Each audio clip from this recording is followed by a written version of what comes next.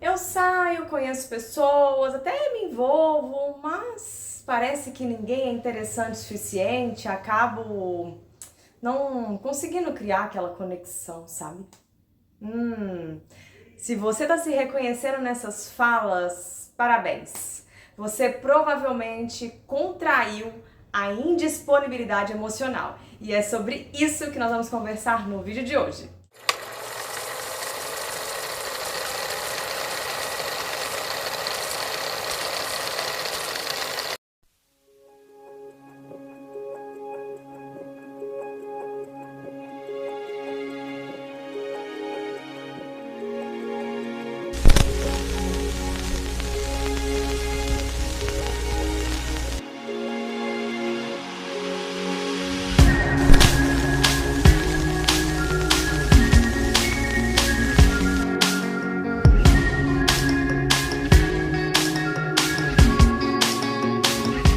Muito prazer, eu sou Mila Benevides, sou terapeuta, mentora especializada no processo de libertação de dependência emocional e afetiva em relacionamentos. E hoje eu vou trazer um tema que eu tenho visto muito, não só nos atendimentos aqui, né, clínicos mesmo, mas também nas minhas redes sociais, principalmente o Instagram, a quantidade de pessoas que estão nessa fase, que é uma fase da dependência emocional e afetiva, chamada de indisponibilidade afetiva ou indisponibilidade emocional. E a gente vai conversar um pouco mais profundo sobre isso aqui hoje, para você entender que não é tão bom quanto parece estar indisponível emocionalmente. Vamos entender como começa, por que isso acontece e como você pode sair desse estágio, né? E a gente também vai entender os danos que isso traz para sua vida, porque às vezes quando as pessoas falam por aí sobre indisponibilidade emocional e afetiva, parece ser uma coisa legal, mas na verdade não é não. Primeiro ponto.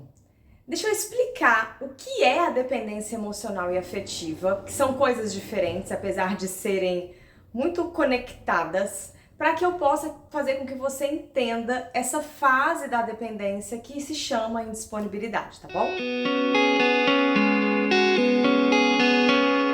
Dependência emocional é o vício do seu cérebro em emoções. Aqui no meu canal tem vários vídeos onde eu abordo mais profundamente esse tema, mas basicamente é uma programação que o seu cérebro foi aprendendo normalmente desde a infância, onde você recebeu uma descarga de emoções em desequilíbrio.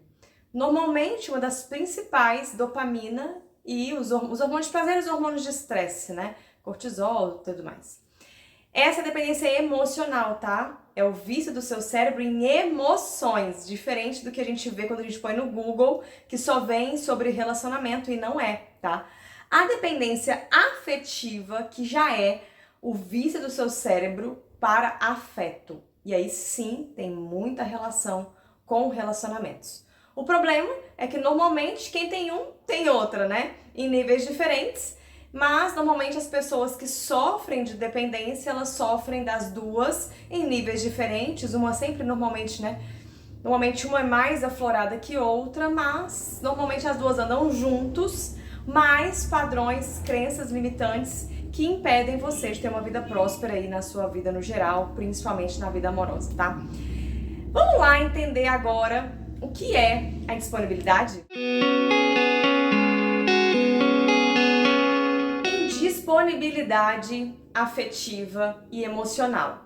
São coisas praticamente iguais, aqui nessa pegada agora é bem parecidas, e ela traz algumas características para a pessoa que sofre, tá? A indisponibilidade emocional afetiva, normalmente, e aí, ó, eu vou trazer as duas separadas primeiro e depois eu vou mostrar como que as duas andam bem casadas, tá? A indisponibilidade emocional, normalmente a pessoa tá num estágio depressivo, tá? Ela vê a vida meio preto e branco, sabe? É como se nada tivesse muita graça, como se as coisas não tivessem mais emoção, é como se nada fizesse mais sentido. Realmente a pessoa nesse estágio, ela já está no estágio depressivo, tá? Podendo levar para uma depressão suicida, inclusive. A dependência afetiva, E a indisponibilidade afetiva já é a dificuldade da pessoa de ter conexão afetiva com alguém. Mas, normalmente, como eu falei, elas andam juntas. Por isso que eu falo que a maioria das pessoas que está nessa fase, ela está numa indisponibilidade emocional afetiva. Ela não consegue gerar conexão emocional afetivamente com outra pessoa mesmo, tá? E aí, vamos compreender como isso acontece. Por que isso acontece, né? Bom, o que acontece com uma pessoa que sofre de dependência emocional afetiva, tá? A gente normalmente transita entre os polos do aberto emocionalmente e do fechado emocionalmente, que é o indisponível. A pessoa, quando ela tá aberta, o que normalmente pode ser, tá? Até na infância. Às vezes na sua infância foi o momento que você esteve aberto, tá? Talvez o seu único momento de abertura emocional foi lá atrás, quando você ainda tinha papai e mamãe e provavelmente sofreu por uma infância muito complicada. E aí, naquele momento, por uma defesa da psique, por uma defesa da sua mente, o seu cérebro pensa assim: olha, esse negócio de ficar doando o seu amor para as pessoas, de ficar se dedicando, de ficar aqui, sabe, disponível, não dá certo, machuca, dói. Então, vamos colocar você num lugar de frieza, para você não ser mais tão machucado. E aí a sua mente te joga no lugar chamado ego. E nesse lugar chamado ego, você cria uma capa de proteção chamada Frozen, de frieza. Você não consegue se conectar no nível mais profundo de intimidade emocional com alguém. Entende o que eu quis dizer? Você não consegue se conectar num nível de profundidade emocional com alguém. Ou seja, de corpo, provavelmente você consegue. Inclusive, uma grande massa dos dependentes emocionais, principalmente, que são dependentes de emoção, tem uma vida extremamente promíscua. Porque o cérebro é viciado em emoção, o cérebro quer dopamina o tempo todo e ele fica entrando numa vida totalmente promíscua, porque no sexo você tem um disparo enorme dos hormônios de prazer. Mas essa pessoa não consegue ter vínculo emocional afetivo com outra. Isso também pode acontecer após você ter passado por uma relação tóxica, abusiva, disfuncional, ou por uma desilusão amorosa, se teve um término de relacionamento e você sofreu muito naquele término. Às vezes você tinha criado uma expectativa, né, do famoso feliz pra sempre e tudo mais. E aí, depois desse relacionamento, por uma defesa da sua mente, como a nossa mente ela age num estado de sobrevivência natural, ela vai te jogar no ego, que é o lugar onde você vai criar essa capa de proteção para que você não seja mais ferido. Só que, infelizmente, o ego, ele é frágil demais. É extremamente frágil, porque o ego não é a nossa essência. O ego é uma capa, é uma mentira, entendeu? Por isso que a maioria das pessoas que está nesse polo da indisponibilidade, depois da primeira fase, que é a fase da superação, que aí essa característica de não se envolver, de não sofrer, né? Ela é positiva, inclusive todo o processo de libertação de dependência, a gente precisa colocar a pessoa na fase do indisponível, é necessário essa fase, para que ela crie corpo e força para poder superar. Mas logo depois a gente precisa tirar a pessoa dessa fase do indisponível. Qual o problema quando você não tem um tratamento especializado para isso, com uma profissional que entende o que está acontecendo na sua mente? A tendência é a sua mente te manter na proteção de sobrevivência, que é o ego, que nada mais é do que a gente vê aí, né, o termo de falso eu, criando uma capa para que você se posicione no mundo. Mas isso a longo prazo gera depressão do mesmo jeito. E a gente vai entender por quê, tá? Então vamos começar a falar agora os sintomas da indisponibilidade emocional. Bora lá entender mais sobre a sintomatologia da indisponibilidade. Normalmente, quando a pessoa tá na primeira fase da indisponibilidade, ou seja, eu tive um término de relacionamento, vou dar esse exemplo que é o mais comum, e aí eu sofri pra caramba, sofri o pão que o diabo amassou, e aí eu caio na indisponibilidade afetiva, é inevitável cair nessa fase, tá? Normalmente é o mais comum, a não ser que você caia de cara em outro relacionamento enquanto você não tinha nem curado ainda o anterior. Então, talvez você ainda está aberto, mas normalmente cai na indisponibilidade. Quando você cai nessa fase de momento inicial, é muito bom, porque você se sente mais forte, você começa a ver vida de novo, você começa a ver cor de novo, né? Você começa a se enxergar de novo sem aquela pessoa, você começa a ter um gás, sabe? Tipo, dar um up, assim, pra você começar a voltar a viver a sua vida independente daquela pessoa que você tinha criado a dependência emocional e afetiva ali. Quando eu falo criado, entenda que você sempre teve dependência, tá? Mas naquele momento, naquele relacionamento, você depositou a sua dependência em cima daquela pessoa e desse relacionamento. E aí, normalmente, nos primeiros meses, assim, depois do término, né, uns 3, 4 meses, a pessoa cai nessa fase do indisponível. E aí a sua autoestima melhora. Então essa é a fase boa da indisponibilidade. Sua autoestima melhora, você começa a ter mais contatinhos, pá. E lembra que eu falei que a indisponibilidade te jogou no ego? O que é o ego? O ego é um lugar, uma instância na nossa mente voltado para a autoproteção. Então o ego, ele vai aumentar a sua autoestima e a sua autoimagem temporariamente, porque ele não se sustenta. Eu falei que o ego é frágil, certo? Então o ego, ele vai trazer pra você essa coisa de, nossa, eu sou um cara foda, eu peguei 10 ontem, eu fui lá na festa, eu mando mensagem a fulaninha quer dar pra mim, entendeu? O ego vai ficar, ele vai inflando. Qual que é o problema? Ele não se sustenta. É como se o ego fosse um vidro muito tênue e ele tá em cima de um palito de fósforo.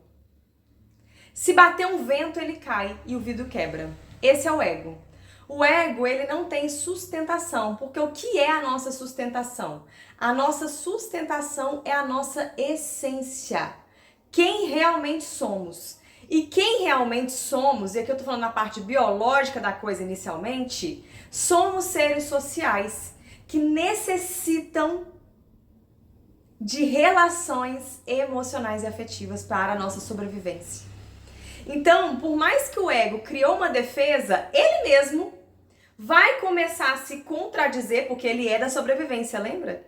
Ele mesmo vai ficar assim, mas peraí, eu tô aqui e tal, faço as coisas, tenho os orgasmos múltiplos aqui, tá beleza, mas tá faltando um tchan. Esse tchan que você fica sentindo falta é a interação emocional, que o ego precisa também, mas principalmente a essência. A nossa essência humana, eu tô falando aqui, nem tô falando da essência espiritual da coisa, a nossa essência humana exige a capacidade de abertura emocional nas relações. E aí, o inevitável começa a acontecer. Você vai ficar nessa vida talvez anos, tá? De bebida, de festa, de pegação, de Instagram, conquista, Mas você vai começar, toda vez que você fica sozinho, você vai começar a sentir um buraco te comendo. Uma coisa. Aquela sensação de que tá faltando alguma coisa? Quem aí já sentiu isso? Aquela sensação de que, credo, é só isso. Eu venho, faço tu e pronto. É só isso a minha vida, então? E aí você começa a sentir esse buraco existencial, essa falta de si mesmo. Isso vai começar a surgir e isso vai te jogar numa depressão. E em alguns casos, a pessoa, principalmente que sofre da dependência emocional mais alta, ela começa a recorrer a substâncias. O uso de álcool costuma aumentar muito. Cigarro, às vezes a pessoa já tá até numa rotina mais fit, mas ela começa a sair da dieta, ela pode se tornar viciado, né, em sexo, pornôs e tudo mais. E por aí vai. E aí, às vezes, a pessoa chega à conclusão, cara, eu vou arrumar um namorado ou uma namorada agora, então, já aqui, né? E aí, às vezes, você conhece pessoas incríveis, mas não consegue se conectar emocionalmente com elas. E aí você vai pulando de pessoa em pessoa, buscando essa coisa no outro. Mas essa coisa tá faltando dentro de você, não é no outro. Entende? E tem pessoas que casam assim. Eu fui um caso desse, eu casei na fase da indisponibilidade. Totalmente inconsciente, não tinha esse conhecimento. E aí, por mais que você se dedique àquela pessoa, por mais que você faça de tudo pra fazer o outro feliz, e você tá lá naquele relacionamento, e às vezes o outro é bacana e tal, pá, mas não vai, não dá liga, não tem conexão. E aí, normalmente, se você já não estava depressivo, você vai ficar. É inevitável. Quais são os outros sintomas de uma indisponibilidade afetiva? Reflete muito na vida profissional e financeira. No início, a fase boa da indisponibilidade está lá, uhul! Né? Nos baldinhos de cachaça. Nessa fase, normalmente a pessoa ainda consegue prosperar financeiramente, tá? Mas quando a indisponibilidade começa a ter essa queda, que é essa queda de emoções mesmo no seu sistema, e ela te joga nesse quadro depressivo de verdade, tá? Você começa a ter queda de produtividade, consequentemente queda financeira, né? Por quê? Aí agora entra a parte mais espiritual da coisa aqui, tá? A nossa essência como ser espiritual que somos, independente de religião e crença, mas todo mundo sabe que somos mais do que isso aqui. A nossa essência, ela anseia por amar e ser amada. É lindo, na verdade, né? Então, quando você está num lugar onde você não ama, porque entenda que por mais que o ego conseguiu ter um gás ali para te dar um pouquinho de autoestima, ele não te deu amor próprio. Amor próprio não é isso? O que é amor próprio? O que é amor? A melhor definição de amor que eu já vi até hoje está na Bíblia. Independente de crença, a Bíblia é um livro. Deus é amor. O que é Deus? Independente de religião.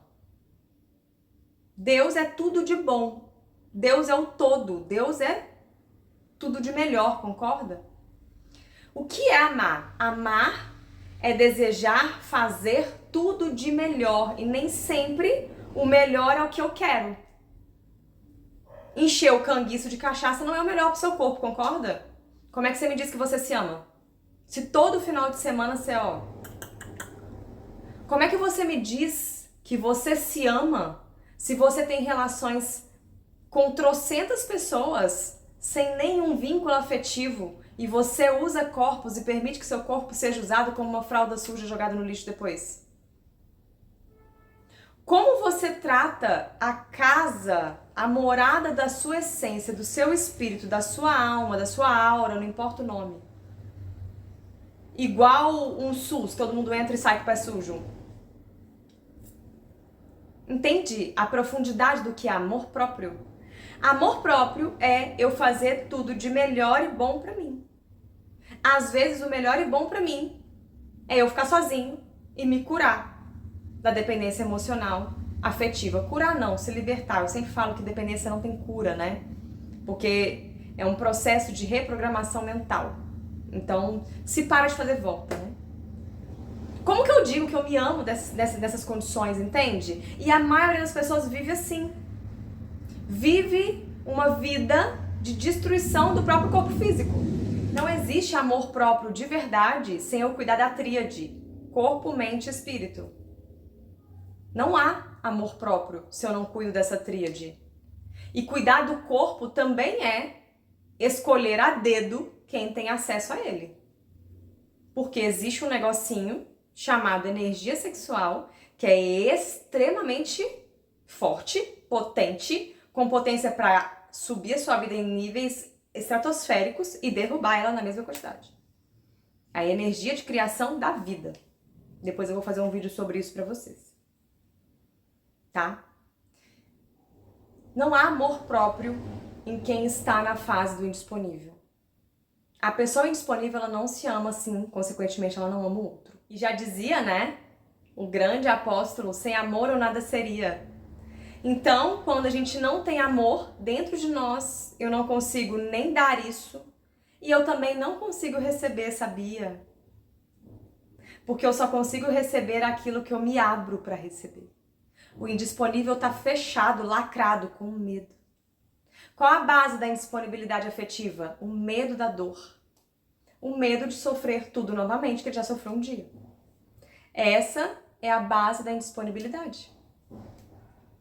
Qual frequência eu vibro no medo? Escassez.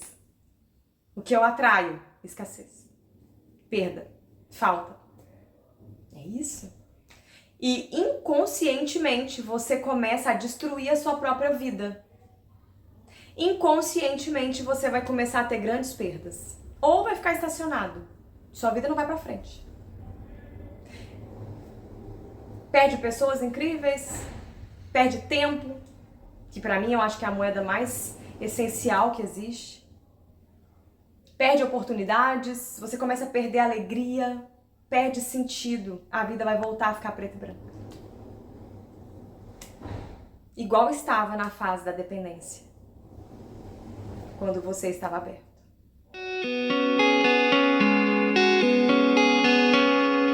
Mila, pelo amor de Deus, identifiquei com tudo aí, como é que eu saio desse trem?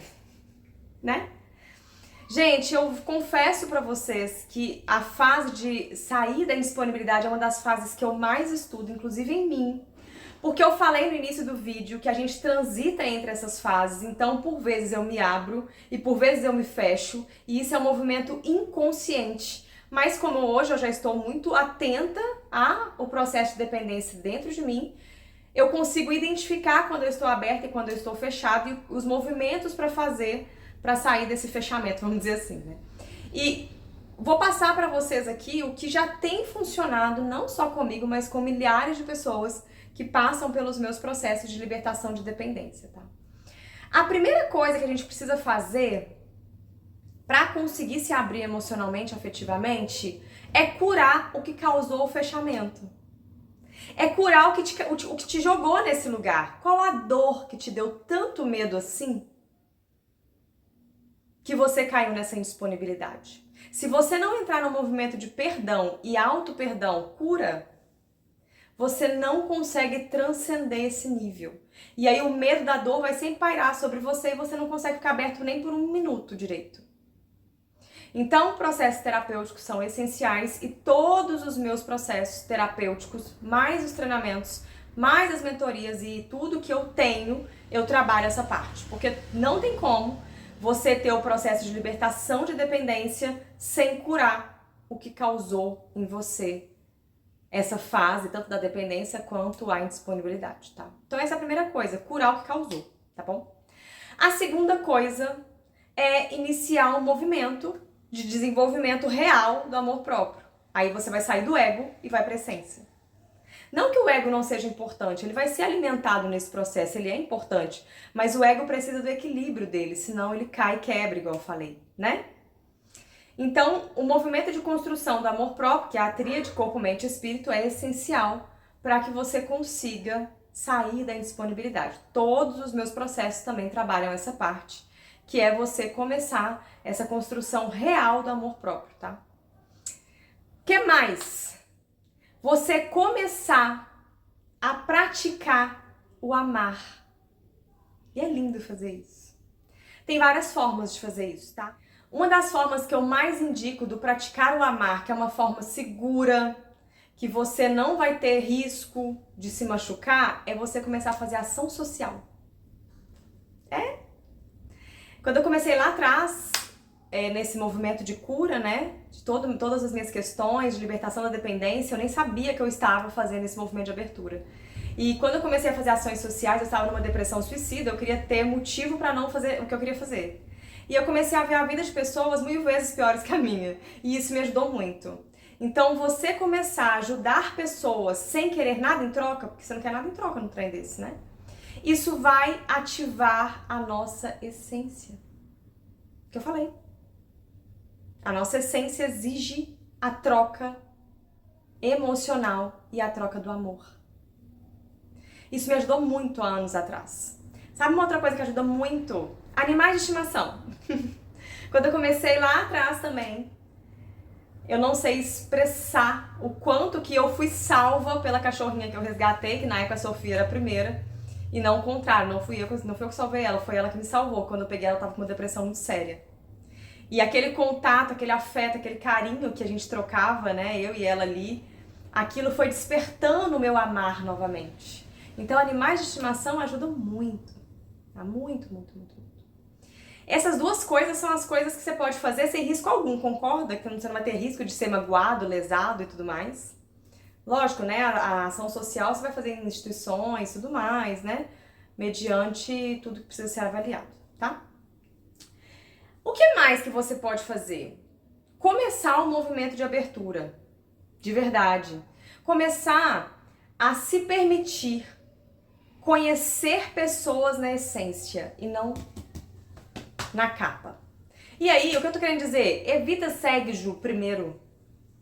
Conversa mais. Tenha mais dates de papos.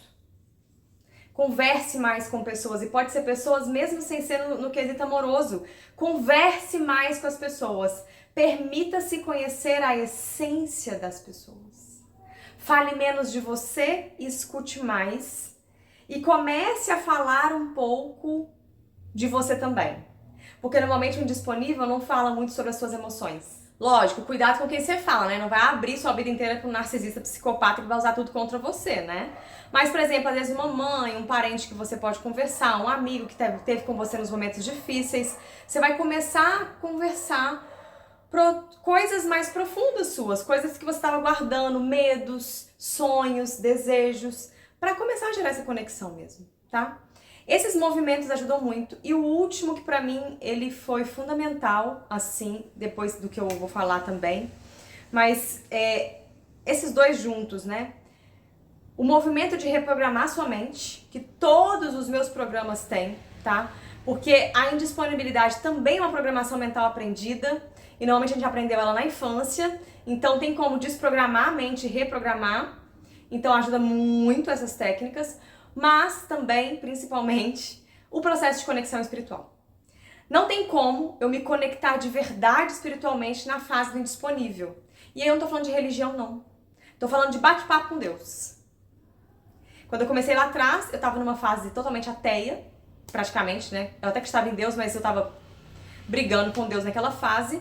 E o meu movimento de conexão espiritual começou assim, eu, putz da vida, revoltada, querendo que eu fosse engolida por algum lugar, e eu começava com Deus assim, pô, velho, que merda! Essa vida que tu me colocou aqui. Era assim, bate-papo com Deus, na minha época, lá atrás. Hoje não é mais assim, né? Hoje já tá mais amoroso, né? Mas lá atrás eu comecei na revolta, eu comecei na raiva. Até que um dia eu realmente, quando eu tava estudando sobre a lei do retorno, eu não esqueço desse dia, e me deu sabe quando sua mente explode e fala assim, pá! E eu falei, cara, peraí, agora eu entendi como eu caí aqui. E agora eu entendi como eu posso sair. Então eu posso mudar completamente a minha realidade. E aí, nesse dia eu senti Deus.